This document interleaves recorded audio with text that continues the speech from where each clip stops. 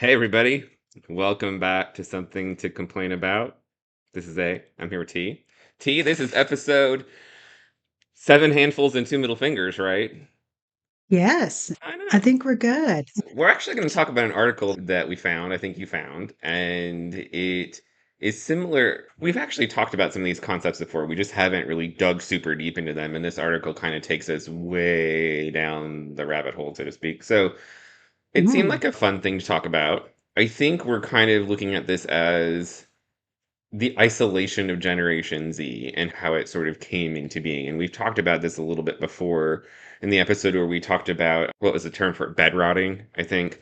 When we were talking about bed rotting, you had brought up a point that in our era, even if you wanted to spend the whole weekend just watching TV, movies, whatever the heck, you still had to interact with other humans. And so there was this reality where you were going to the store and getting your snacks. You were going to the video store to get your video. You were probably checking in with a friend or two, and maybe they were coming over and you were just going to hang out and snack and watch TV and try to just escape from the crazy of the world, which we all need to do. But mm, part of the conversation was they don't have this generation doesn't have to do that. They don't have to interact with other humans in order to have their quiet time.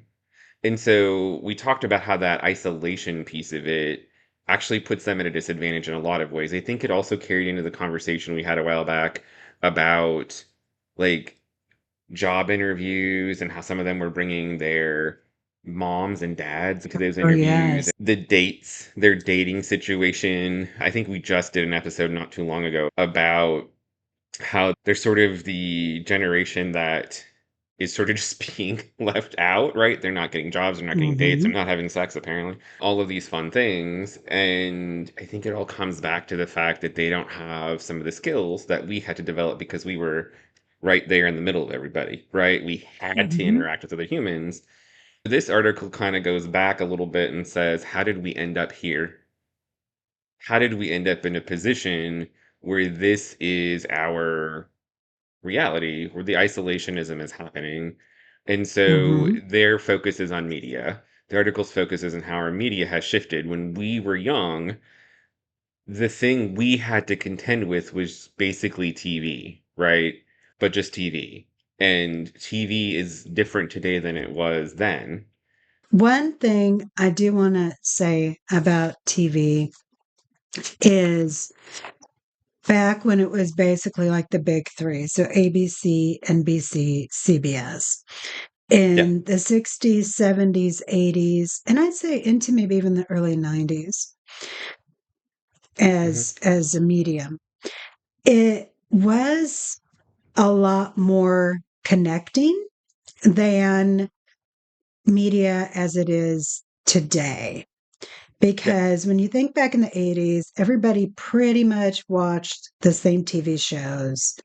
We watched the same TV miniseries. We watched the um, same TV movies. And even like with soap operas, maybe our moms or grandmothers or aunts watched different soap operas, but they were all watching soap operas.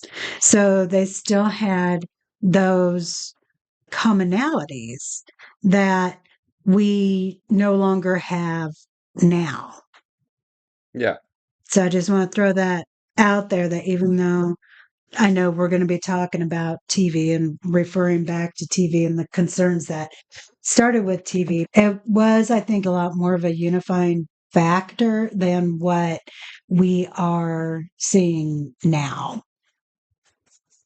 Yeah, I mean, I think of the streaming side of it now, like the whole season is released at one time.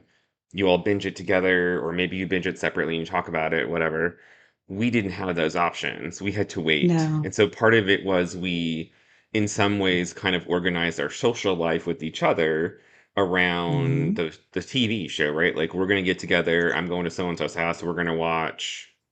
You knew everybody planned it, you knew it was gonna happen, you'd come to school the next day and talk about it. That's a little bit different today. Even in college, like on my floor, freshman year, Melrose Place was big. And Yeah. it was like that was like the whole floor was dead silent because we were all in our rooms Yep. watching Melrose Place. It But was a we don't social have those event. things anymore. Right. But we Yeah. don't have that as close to us anymore. Like now I think to get that you have to physically go somewhere and pay money, right? Like I think you can still get that with movies, you can still get that with concerts, plays, but those cost money. Hmm. Yeah. I mean, I think the authors are kind of, they throw this out there as they want us, as you're reading the article, and we can certainly share the article in the comments if people want to read it, to consider the societal impact from transitioning away from what they call organic to synthetic content. Right. So you're Mm, talking about organic content where we are connecting with each other, talking to each other. There's human interaction. Synthetic is all digital, right? It's always all digital all the time. And kind of one of mhm, the points they made that I'm just going to quote it because I think it's kind of it's helpful to say exactly how they say it. We replaced attending to the proximate and tangible with attending to the distant and abstract. We replaced engaging with our rich local cultures, instead engaging with the monoculture of consumerism. So I think when we think about those things that used to be right in front of us, right, our friends, our family, watching mhm, it with your brother and sister, watching it with my brother, watching it with their friends, our friends, whatever. Now people watch it at home and they stream it while somebody else is streaming it somewhere else and you chat each other, right? It's kind of a little bit also like those games mhm, where you put your headset on and you're playing a game with somebody 1,000 or 2,000 or a completely different country away, and you'll never meet them in person probably, but you get to know them that way. It's all digital. They're not part of the life that's in front of you every day. And so we have this question of what does that do? How does that affect society? And I think we see the consequence of that in Gen Z, a little bit in the millennials, and for sure, and I think in Alpha, as they're getting old enough to see trends in them too, it's a different conversation. We've got the social media, the streaming, everybody's got a smartphone in some capacity. You've got all the AI chatbots. well, and I think this is a good time to bring up algorithms. Yes. And a Yes. couple years ago, and I may have talked about it already on the podcast, I read a book and I can't think of the name of it that I read a year or two ago that talks about algorithms and how people can become radicalized. And they used this example of learning how to knit. And so, like, you go on to YouTube Hmm. and you type in how to knit tutorials. And of course, the algorithm is always constantly running. Hmm. And the argument is that you can start off with something pretty innocent like that, but then over time, the algorithm keeps just spiraling to a bit Yeah. where all of a sudden you go from like how to bind off to how to knit a super warm blanket for nuclear apocalypse. Yeah. And it sounds funny, and the book does a far better job than I do, but it does talk about how and I hear this so often now, the main character syndrome, and it really it does go that way. If you keep engaging with that content and you click, even if it's out of curiosity for something like, oh, what is this within knitting? Because it looks a little bit different. Well, then that just opens up a whole other um, thing. So that does happen. And I think that does help get us into that feeling of isolation, but Hmm. then also that rigidness. And not to say that, I mean, I think humans, we are judgy by nature. We just are. But there seems to be like a bit of not seeking more common ground than, say, like when we were younger. Like when you think back on our, excuse me, on our 80s TV shows, especially the sitcoms. There was always like a little lesson at the end. And so Hmm. often it was about stepping back, listening to the other person, and building understanding. And we don't get that universal message anymore collectively as a society. Even if it did seem a little preachy and you wanted to roll your eyes, but again, it's like it's what you're exposed to, right? I think so, yeah. Yeah. Modeling Modeling. behaviors.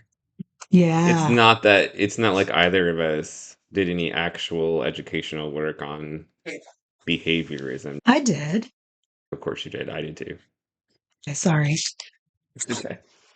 Like my I undergrad mean, was psychology. I spent a lot of time in behavior and I still do it. Um, Think about the stuff that's out there, right? Could we have even thought about these things as being an option? Like, could you have conceived when we were in sophomore year in high school that one day you would be carrying a mini computer in your hand and you could hop on the internet and connect to anybody, anywhere, anytime, and find information on anything you wanted at anywhere, anytime? Like, this wasn't something we could even conceive of. And it wasn't that long no, ago. but I'm amazed at how quickly we adapted. You mentioned algorithm, right? So these are curated experiences based on what you click on anyway. So Right. you're kind of driving it, but they're the ones actually driving the bus. You're just kind of putting in little notes, and then they just keep giving you more of what you have already looked for. And that Mhm. sounds like it makes a lot of sense if you're trying to sell something. But if what you're really trying to do is connect people, that doesn't work. And they're not trying to connect people. But that's where we've lost it, is that there's that See, disconnect in the generations. And I think that's what we're starting to see manifest in their ability to form relationships and their ability to get jobs and hold jobs and all of that stuff is they don't have that human connection piece that we had to have, right? We grew up with it. Somewhere between us and them, it went. remember when the internet became very big and it was, one of the biggest points besides like all human knowledge ever is going to be on this, but it was the fact that it was supposed to be like an equalizer and everybody has access now to everyone that we can connect across the world and all this and that. But now it's like I'm looking and it's like, okay, was this all just like a marketing ploy? Yes. And yeah, I mean, I think as the technology, and we've really have gone through a period of just rapid advancement in tech. Yes. Even when we look back at like even when we were in college, Yeah. and I'm wondering too, with some of this, because when I was reading through your notes, one thing that came to mind is I see a lot of comments and hear a lot of people talk about like a lack of third spaces or third places. I think with so much of this, it's like it's the chicken or the egg kind Hmm. of situation. Like I think everything just is kind of feeding into each other. And of course, some of the most common third spaces or third places. One is like church or house of worship, which the participation really isn't there Hmm. anymore. And a lot of it was probably social participation to begin with. Yeah. Like, I remember growing up and never wanting to go to church, and my mom being like, we can't not show up to church. Like, We have to, right? Yes. And the expect, Yeah. but that has dwindled quite a bit. We still have libraries, and libraries provide a lot of services. And I use my library all the time. But then when I think of like, we have parks, those are third spaces, free, at least like in the city, but even in my hometown, there are different events that are free that people can go to. And but one thing I'm thinking of is like a lot of stuff that maybe used to be free or very affordable as a third space no longer is. Hmm. And for some things, even if they are affordable, we're all broke right now. Like a gym or going to the community center or anything at the community center generally costs money. If you Yeah. want to take a class, it costs money. Yeah. If you want to go swimming, it costs money. Yeah. So that actually made me kind of wonder about that. But then I was thinking, like, no, there's still plenty of opportunities. And the thing is, there's actually a few things. First of all, you have to get up off your butt and out of your home and go to that third place. Yes. And you have to engage with others in the third place if you actually want the benefit of being there, right? Yeah. So you have to be an a mobile and then a mobile person and then an active and engaged participant in whatever is going on. Yeah. And of course, if people do not do that, then third places are going to disappear, like library getting shut down, community events no longer being held, the free stuff that is available. A lot, I'm wondering, like, is the effort being even made? Yeah. Because then when you say, well, what would you want? Well, I would want this. Well, that exists. So why don't you go there? And then it's, well, it's too far. No, no, no, no. There's always an excuse. Sometimes legitimate, sometimes not. Like if you want it bad enough, you'll get up off your ass and make it work, even if Yeah. it is across town. Um, so yeah, that made me just kind of think of it. And again, I think it all just circles back together, doesn't it? It just all feeds into each other. I mean, do we think that there's a departure from that willingness generation to generation? Is our generation more willing to put in the effort to do those things because we had those interactions compared to Mm. Generation Z, who has not had those interactions? And so it's not so much, I don't want to use the word lazy because I don't think that's quite right, but I feel like they don't have the Well, experience of having done it like we have done it. And so even just knowing that that's something that they should and need to do and that there's healthy reality to that may not be some, like that just may not it, be part of their landscape it goes back to modeling, beneficial. doesn't it? To Yeah. modeling and modeling behavior for our children. I mean, we were raised in households where you go to church every Sunday. Yes. And that's what you do. And Yeah. you go to different church events and you go to the religious education classes and because that's what people do. Then when we were older, we decided, yeah, no, we're not going to do that anymore. But it was, I mean, I'm thinking, and I really don't know, like, I would love to see, and it's been a while since I've seen even anything like with volunteerism. But sometimes, even when you're looking at data about volunteering, well, of course, people who are retired, that's usually the larger population of volunteers because they have the time. Yes. So, but I'm trying to think like for Gen Z, Gen Xers are primarily the parents of most of Gen Z. But would we have modeled that for them going through what we all did when we came of age and were having babies? and when Gen Z was little. Because think about a lot of the stuff that Gen Z is going through now as they're in, trying to enter the workforce and everything. We were facing post 9/11 Yeah. and the dot-com bust. And Hmm. then it came back again. That would have been about the time a lot of us were starting to have families. We're graduating from college. Last of Gen Z was entering college.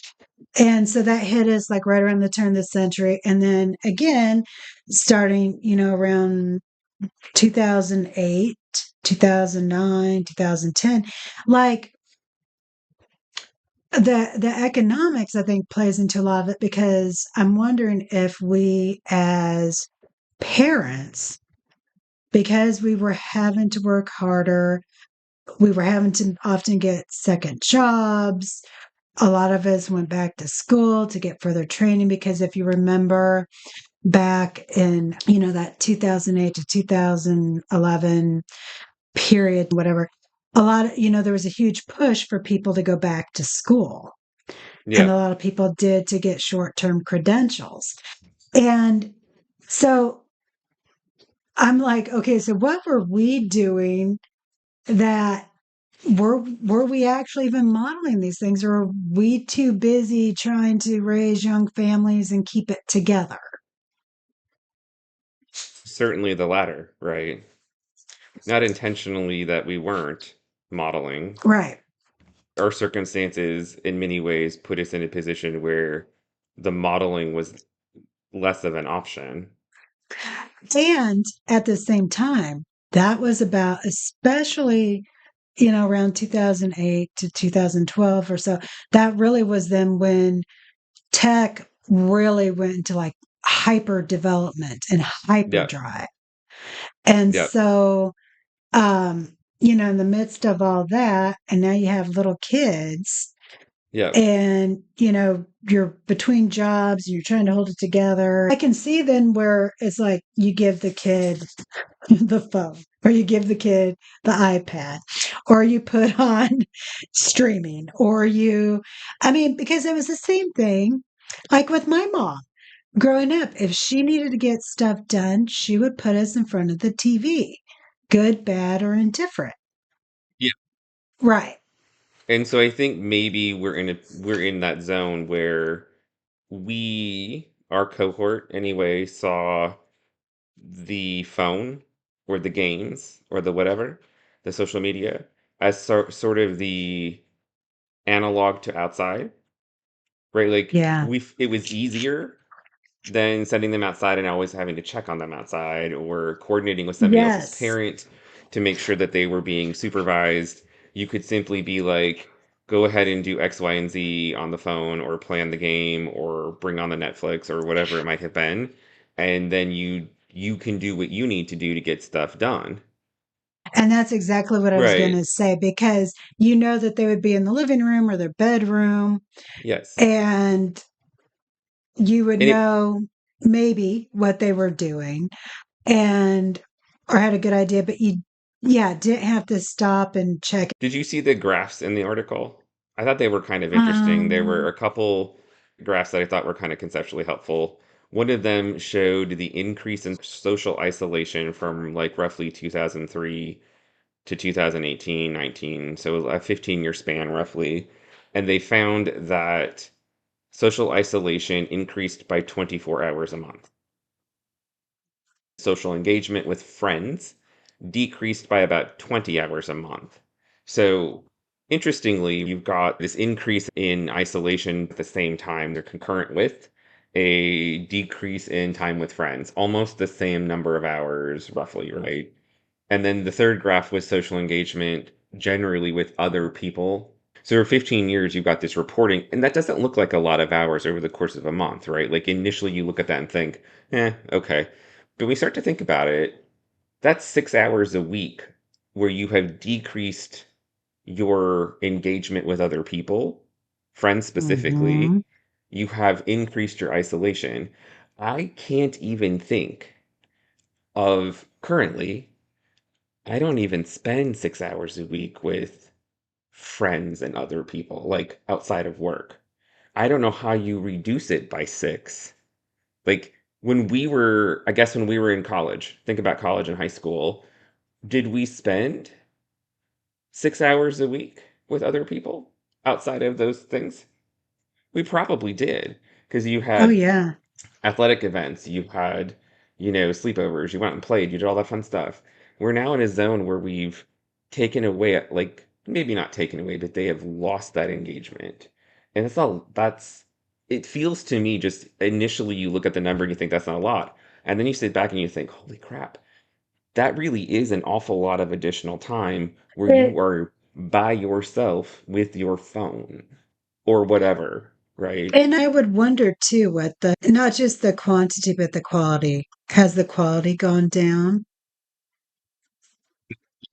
Quality. And I think their attempt at measuring quality was social time with friends versus social time with others. So you probably assign a No, that greater would deal of be, quality to your friends than to others.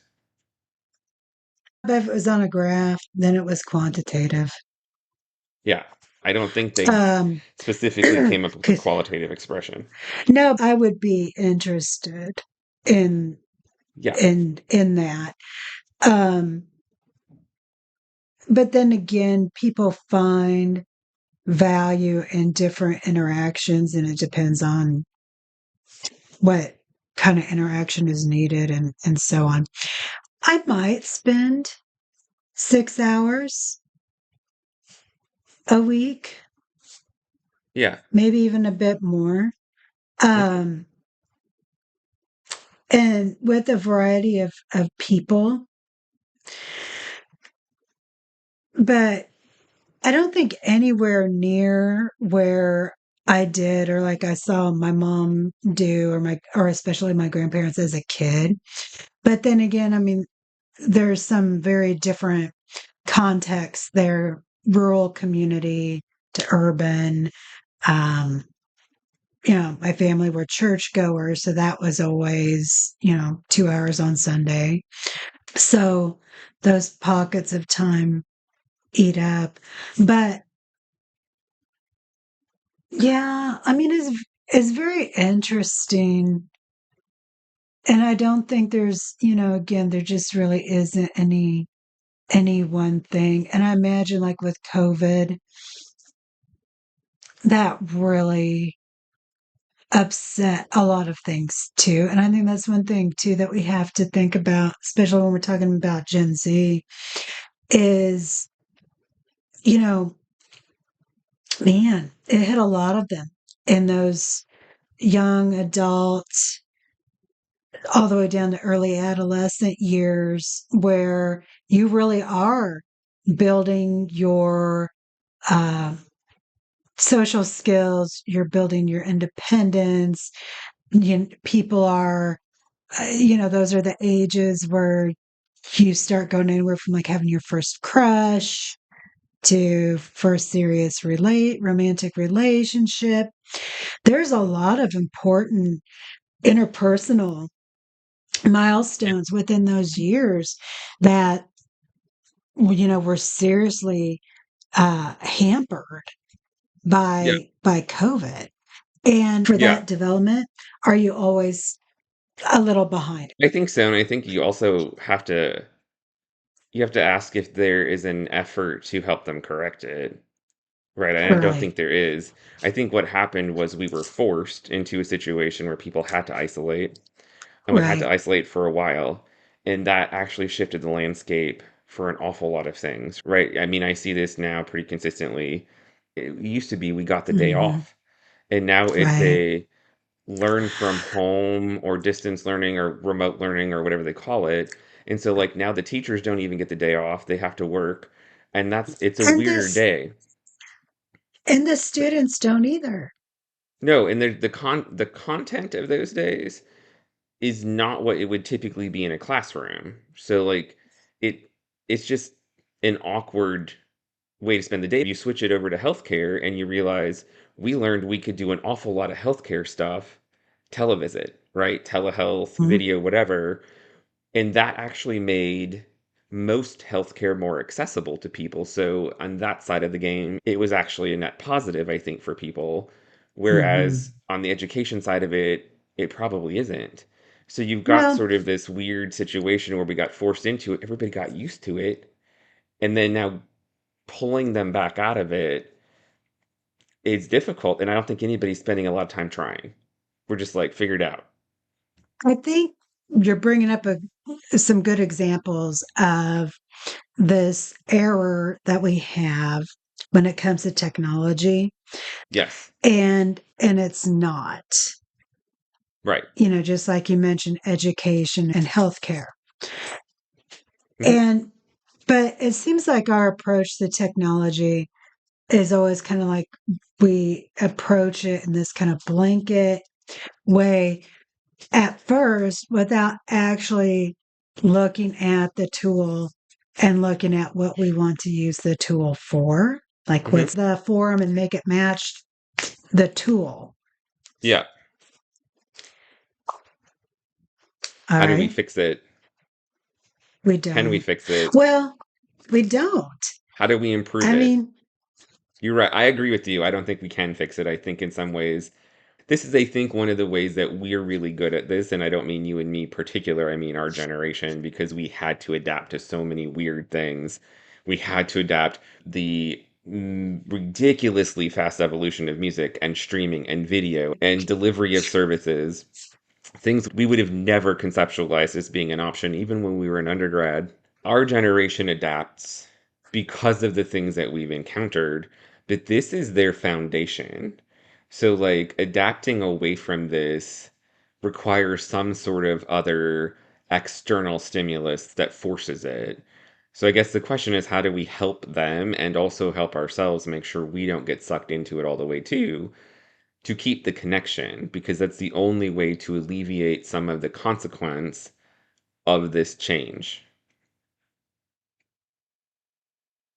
I think one thing that we can do to address this is to flip the script Mhm. of what I just said, which is our general approach with emerging technology has been, how do we make everything aligned to whatever's being offered? But to flip that and use those aspects of technology to build true community. Because we talk about how, during lockdowns and everything, people were isolated.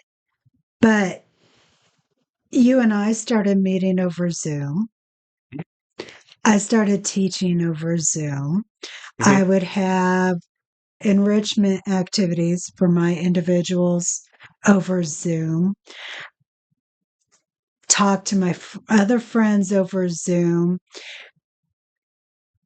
We were using that as a tool to meet the situation. It. Right. And so I think that would be one room for opportunity, because we're not going to revert back to where we were. So it is, how do we leverage these tools to be in our advantage?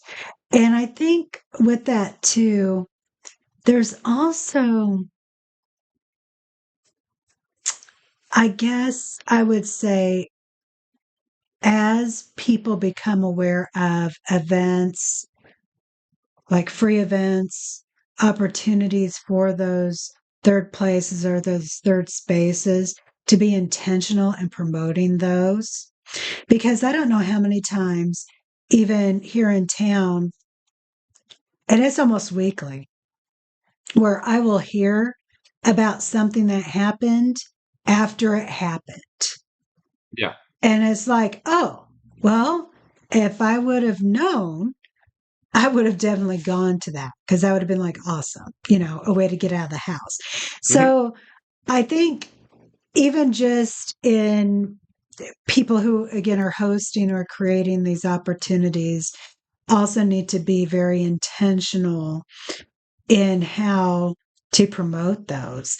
And it's not just, oh, well, we'll put it on Facebook.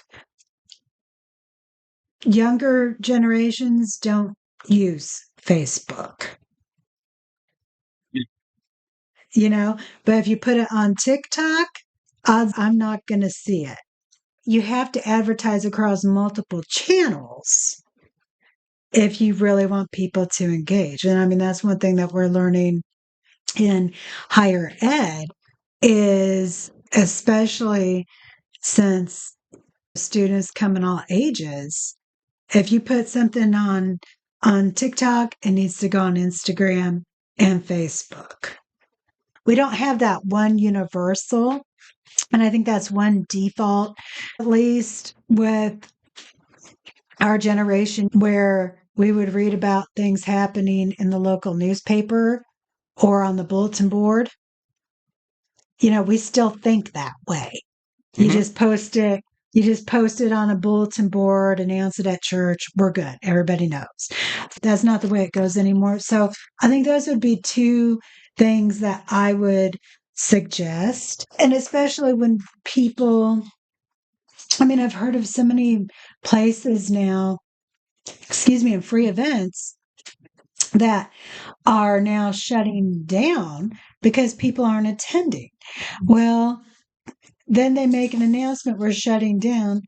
People didn't even know this was even going on or that there was an opportunity to do something at a business because it wasn't appropriately promoted. And then everybody shows up, the last month going, this place is great. Wish I would have Hmm. known about it a year ago. We have to target our advertising just like those damn algorithms and those damn targeted ads. We Real have life to as well. we have to outsmart the media. It doesn't run us. Right. And the machine is only as smart as the operator. I think those are good ways to do it. I think we do need to take time where we absolutely just disconnect, like we did in Mexico, which wasn't like we didn't intentionally want to do that. That was just something we had to do. But I do think that there are benefits to saying we're going to Oh, meet you, and we're going to hang out and we're not going to be on you, our phones while we're hanging no, no, out. no. You know what I did not want to disconnect from Mexico? Yeah, your nicotine and your caffeine. Yeah, my cigarettes and my coffee. I know. I had to. You did it. You survived. Well, that was a pretty deep conversation. So for those of you Whoa, it listening, was. give us some idea, I think, in the comments if you can, about how you think this has happened, like how you've seen this unfold in your own life, and how you think we can also help affect change. What can we do to improve the situation so there's less isolation? I mean, I think we're a little bit better in our generation about avoiding the isolation. Some of us like to be isolated for certain purposes and at certain times, but like we still can do the interaction piece of it. But I think the default setting really for Gen Z is phone, media, streaming, right? And so they're not really being pushed to make the organic connections. We still know how to. So however we can help them learn to do that, I think they'll be better off. And I think we'll be better off because they're the ones who are going to be taking care of us when we're old and decrepit. Well, and we need to model Yes. that We do. behavior. We need to model the expected behavior. We do. We do. All right. Well, be sure to like and subscribe. We're free, so there's nothing stopping And anybody. all and always will be. Always will be. See anything else you want to say before we go? There's so much I want to say, but we got We're just about an stopping hour. for today. We're stopping for today. All right. All right. We'll see you all next time. Be good and take care. Bye, everybody.